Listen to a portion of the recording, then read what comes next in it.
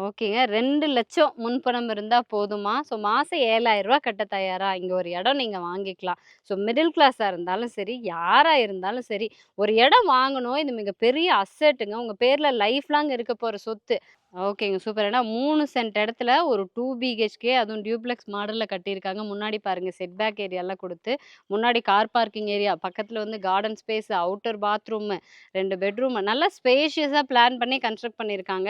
So 2,00,000 முன்பணம், ரூ. 7,000 மாசம் கட்ட முடியும்னா, இங்க ஒரு பிளாட் உங்களுக்கு தாராளமா நீங்க வாங்கிக்கலாம்.